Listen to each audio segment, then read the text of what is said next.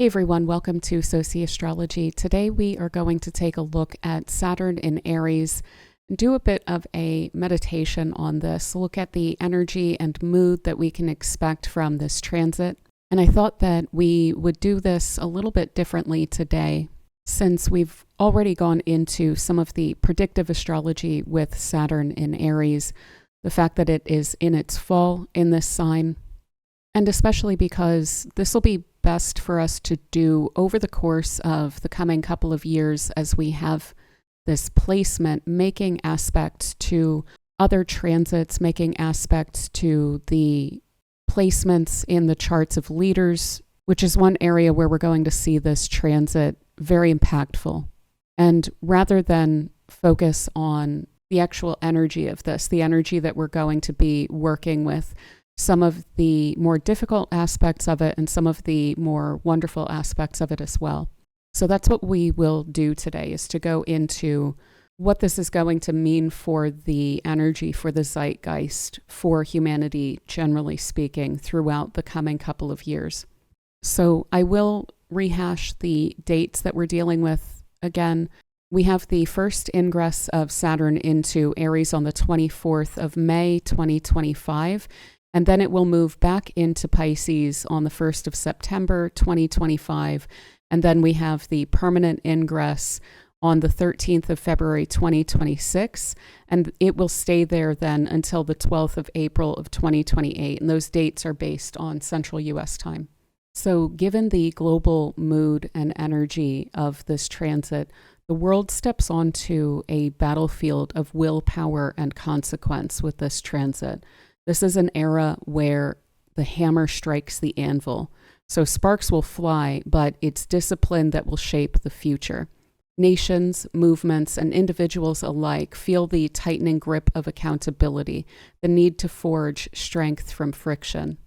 We see this in the impatient demand for change, pressing against the slow, grinding force of law, duty, and order. So under this influence, the rebel becomes the builder, and the builder faces rebellion, as we will see. So governments worldwide tighten laws and rules, not only to control, but to survive. Borders are drawn sharper, armies will stand readier. The mood is one of caution around the fuse of conflict. So while weapons may gleam, they will often stay sheathed, the threat alone then reshaping negotiations. Yet rash actors, whether leaders, groups, or individuals, will face swift, often self-inflicted downfall. In the streets, the energy of rebellion swells. So youth rise in disciplined movements. Protests grow more organized. Resistance becomes more strategic. This is not a time when raw anger alone succeeds. It may be a spark, but it's the rebel who learns patience that winds up transforming the world under this influence. The industrial world, too, will groan. It will shudder under this influence. Machines, engines, mines, steelworks, they'll be under pressure. So we may see some accidents, explosions, disruptions, pierce the surface of progress, yet innovations also break through, forced by necessity and sharpened then by constraint. Economies will orient toward self-sufficiency, survivalism, and localism. The sovereign ideal, the independent person, the resilient community, the autonomous nation becomes a rallying cry, becomes a major motivating force or a motivating archetype. Yet this energy can turn isolating. The lone wolf risks estrangement from the pack, and the self-reliant risk hardening into suspicion. Sports and competition will also carry symbolic weight, so this will be a stage where nations and individuals prove their grit and their heart. In the shadows here, organized crime and covert power networks adapt as states crack down harder. Surveillance expands, and the cat and mouse game sharpens. The underworld becomes more cunning as the overworld clamps down. In the sky, rockets will fly, but not always smoothly. So the dream of space and exploration, it runs into technical mishaps under this influence, political entanglements, or public reckoning. So it's a phase where ambition must wrestle with responsibility. We may also see arson, protest, sabotage as fire starters emerge, but Saturn holds the hose here. So each act of defiance invites consequence, and often the price is steep. Yet liberation movements also gain new leaders, those who can withstand both passion and punishment, which is really critical.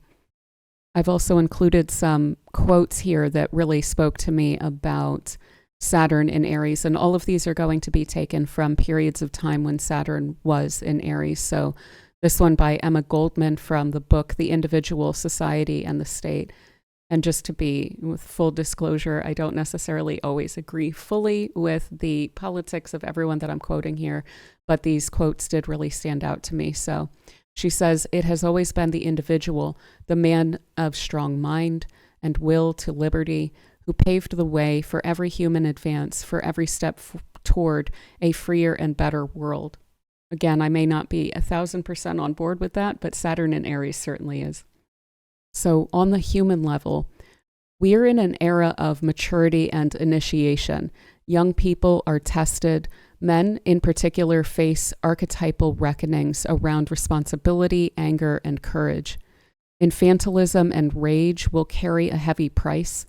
Grit, patience, and responsibility will really stand out as the way through. Technologically, the weight of regulation, war, or resource scarcity pushes humanity to leap forward, especially in energy, defense, materials, and engineering, but always at the edge of breakdown. So I hope that that image is coming through of the fact that there is pressure here, the fact that there are additional matters of consequence to take into consideration, that this under a Saturn in Aries influence, when handled correctly, is likely then to push humanity and technology engineering forward through this time. For instance, if there are certain rare earth minerals that aren't available to certain states, but they are to others, and there's a trade breakdown between them, then country A, the one that doesn't have those minerals, may need for their engineers to find a way around that. And then we have another solution. So there is a double-edged sword here. It's not just the difficulty of the pressure that one is under, but that pressure can then forge diamonds basically and create a new way forward, a new way of solving problems. On the other hand, polarization deepens, sides harden, dialogue strains. So boundary lines, whether national or ideological, are not lightly crossed. This weaponization of boundary demands new forms of diplomacy, or they risk a prolonged standoff. Finally, there's the growing critique of the techno-industrial system itself, a rising refusal to be wired into the machine, a quiet but potent wave of dropout, unplugging, or simplifying life. Against anger, we see its negation, the stillness that refuses to play the game. We can see this with abundant clarity when we look back at the late 90s and the late 60s, when we also saw this influence. The late 90s attitude of frustration with the major technological push forward, seeming to commodify and sterilize every aspect of life, and seeing many 20 and 30 and 40 somethings getting very frustrated with the tech industry around that time and the working around that. We also then saw the whole love movement of the 60s, the flower power movements in the 60s, responding to that anger. The turn on, tune in, drop out attitude of that period of time as well. The previous time before the 60s, when we last had Saturn in Aries as well, is when C.L.R. James published The Black Jacobins, and in it he says, "When history is written as it ought to be written, it is the moderation and long patience of the masses at which men will wonder, not their ferocity." And I think that that's also something that's going to speak to this time immensely, is not so much some of the reaction and the frustration that we're going to see in the streets throughout this time as masses respond to frustrating situations that they've been enduring for so long. But it's the fact that this has been so quiet for so long that is really going to be a lot of the reason for that spark, for that initial explosive energy that I think we're going to see this summer and next summer especially. But the point is as well that after that initial surge, there does need to be a lot of discipline and patience in order to see through some of the change that people are trying to create, especially young people. But amid the clang of conflict and the tension of hardened lines, a quieter force arises, the builder, the reconciler, the quiet revolutionary. This is the energy that does not shatter the old with a hammer, but reshapes it steadily. Even under pressure, people discover new reserves of resilience, the courage to mend, to reconcile, to forge new alliances across divides. While loud voices clash, small groups can gather in workshops, kitchens, meeting halls, designing the scaffolding of the future. This is truly an era where ordinary individuals reclaim agency through community action, craftsmanship, local governance, or creative innovation. The grand stage may belong to generals and politicians during this time, but the true pulse of change runs through neighborhoods, workshops, farms, even research labs and studios. So courage takes new form now. It's no longer only the charge into battle or the dramatic stand. It is the daily act of responsibility, the choice to protect, to repair, to mentor, to build where others tear down. Quiet leadership becomes a superpower. Where institutions tremble, new forms arise, grassroots networks, mutual aid, cooperative ventures. As old systems strain under their weight, individuals and small groups learn they can craft alternative models, even if only in small corners of the world, later to be networked through and together with each other. Youth movements mature, and under this influence, handled well, elders can rediscover the wisdom of yielding. Young rebels learn the power of discipline, all of this through each other. So the dance between generations here, between past and future, it creates a space where something enduring can be born. Technology, even, recently seen only as a force of control or even chaos, reveals its other face, a tool for connection, sustainability, and healing. Again, necessity sparks invention, but invention, when guided by values, becomes regeneration for society. In short, the age calls forth heroes of many kinds, not just warriors, but healers, builders, teachers, bridge makers.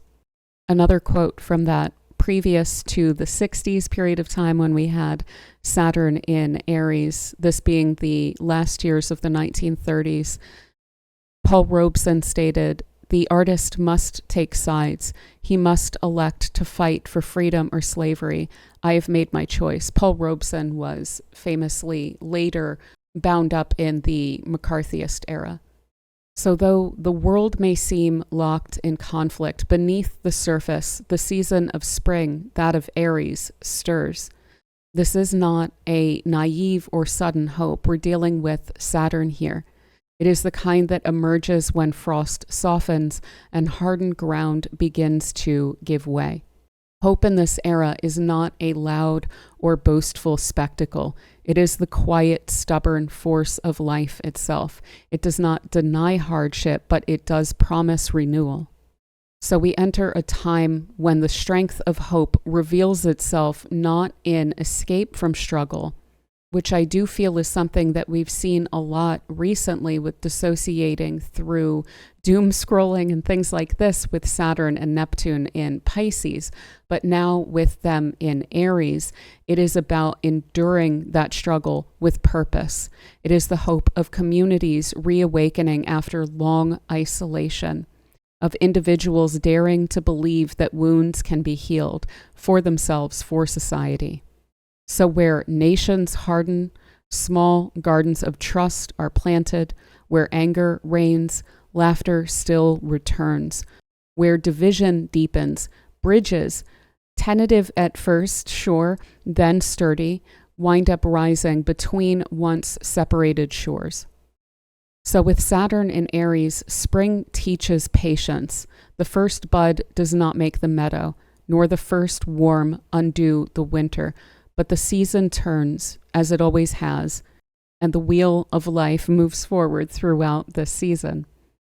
The old falls away, not by force alone, but by the quiet accumulation of renewal of humanity itself. And so this era calls on us to become gardeners of the future, to plant what we may never harvest, to nurture what may outlive us, to believe in the force pushing up even through ash and ruin. It calls for courage, yes, but it also calls for faith in the cycles of life that have always carried us through.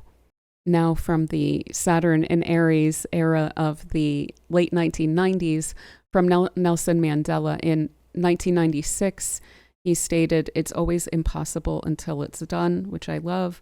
In 99, he stated, "The people of Africa have learned the struggles of patience and endurance in their long struggle for freedom." And this speaking directly to Saturn in Aries, but I have really been tuned in quite a bit recently to Africa and some of the stirrings that are going on there. There is a young leader in Burkina Faso that is offering a lot of hope for the renewed autonomous sovereignty of African nations over their own lives, their own resources, their own labor.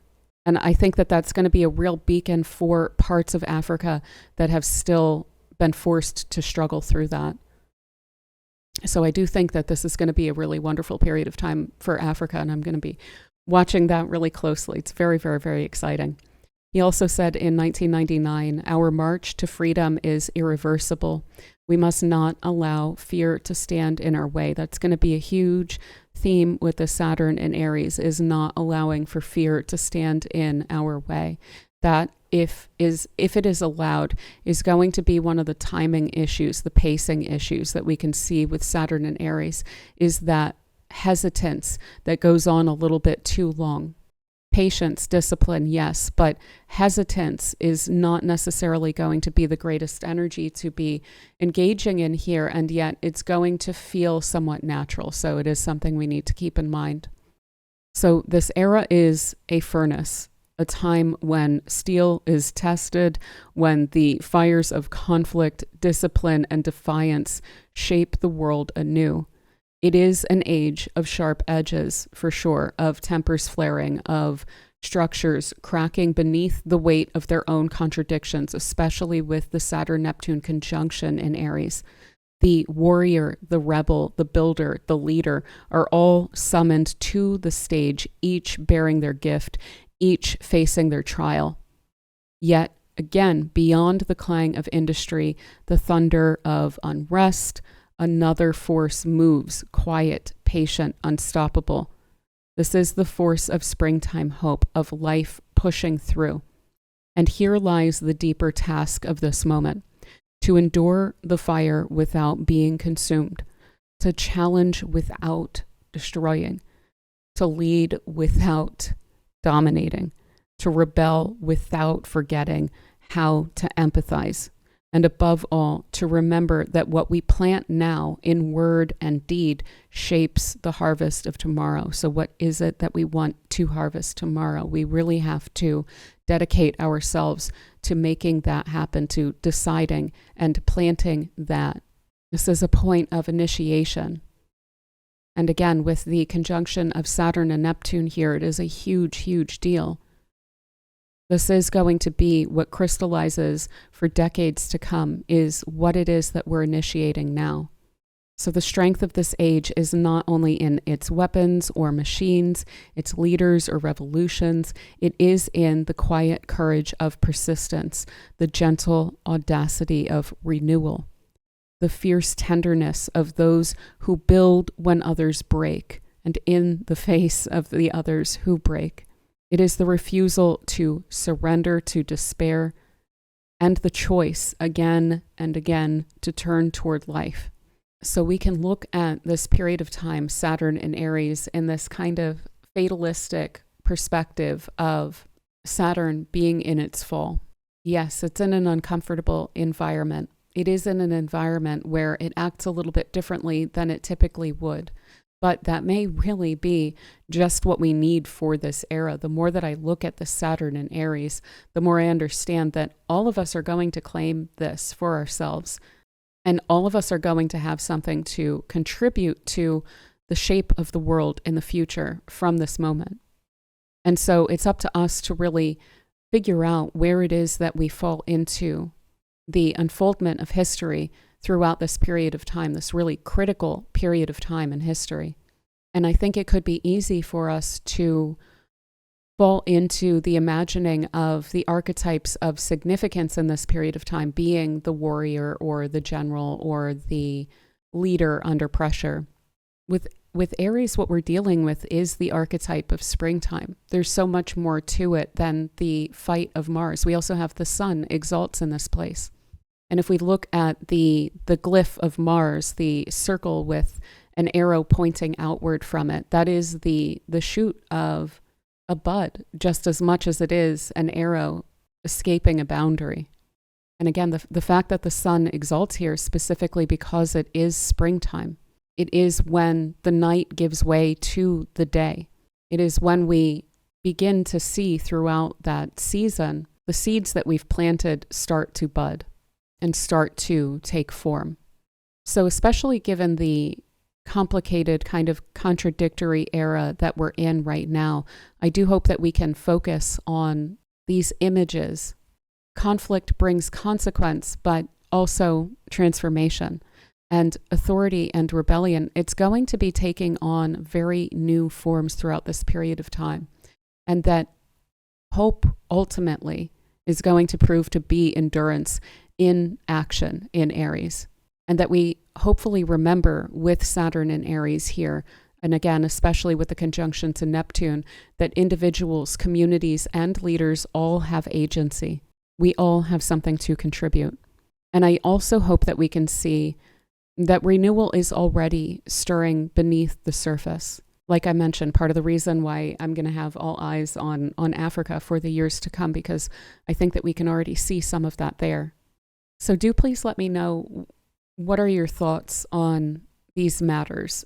Do you also see this renewal already starting? And what role are you feeling called to play throughout this time? And if you have any ideas about how we can collectively turn toward life throughout this period of time, I would be super interested to hear your thoughts on this as well. But yeah, other than that, I hope that this little meditation of ours was enjoyable and useful.